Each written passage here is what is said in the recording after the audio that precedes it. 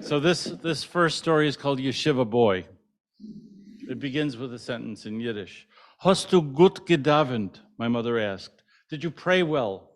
Having gone to services with her for the first time in many years, sitting together this time rather than being divided by an Orthodox partition, she noticed me shifting in my seat and afterward asked me about the quality of my prayer.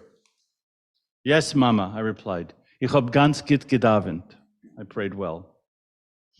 When I was a second grader, my double life began. During the day, I attended public school with the American kids. Afternoons and Sunday mornings, I continued to attend the yeshiva to receive instructions from the rabbis. We arrived by bus at 4 p.m. and entered the sanctuary for the afternoon services prior to going to class. Many of the songs were very familiar to me, but there was one prayer that was particularly long and arduous, the Amidah. My Hebrew was not great. I struggled to read each word and comprehended the meaning of only a very few. Long after the others had finished and were singing the final melodies, and even the final mourner's Kaddish was recited, and the others were leaving to go to class, I would stand struggling with each word, trying to bow correctly with each of the 18 blessings, trying to pray correctly. Finally, one of the older boys took me aside. Look, kid, he seemed a lot more like an American kid than a yeshiva boy. And nobody's expecting you to read every word.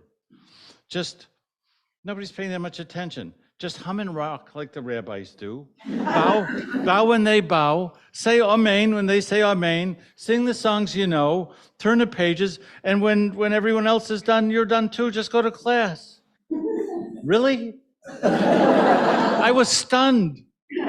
God won't mind? Nah, you're not bar mitzvah yet. It's no problem. From then on, I would turn the pages and hum and rock and bow just like the rabbis did. It was great. I could look around and see what the other kids were doing. I could relax and daydream to pass the time. I could go to class. Then I got caught. Rabbi Bernstein was his name. He was not my regular teacher. He taught the older boys' bar mitzvah class. He was a tired man, older than his years, an intellectual stuck among school children. He would have preferred a quieter life. He lost no opportunity to express his disdain and disappointment. As I stood rocking and humming and bowing during the Amidah one afternoon, Rabbi Bernstein appeared behind me. You're not praying, he said. I froze for a split second. Perhaps he was talking to somebody else, I thought. I hummed and rocked and bowed. You're not praying. His voice boomed. I hummed and rocked and bowed. He stood directly behind me. I know you're not praying, he said in a very menacing tone. How did he know? He was a rabbi. Did God contact him to complain of my impiety? I was terrified. I hummed and rocked and bowed. He stood directly behind me. It occurred to me that there was no way he could be sure I was not praying if I just kept up my charade. If I were praying and he hit me and made me stop, wouldn't it be a sin? He stood behind me. I hummed and rocked and bowed. I hummed and rocked and bowed.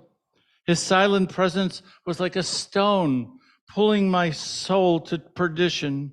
I hummed and rocked and bowed. At last I did pray, sincerely, with a sincere heart. Please, God, I prayed. Please make Rabbi Bernstein go away. I'm just a kid. I can't read Hebrew good. Please make him go away. I hummed and bowed with deep sincerity. It worked. Rabbi Bernstein walked away. I hummed and rocked and bowed. I smiled to myself. I sang the closing songs with passion and pleasure. I had prayed and it had worked. God was listening. When the service ended, I ran laughing with the other 7-year-olds to my classroom.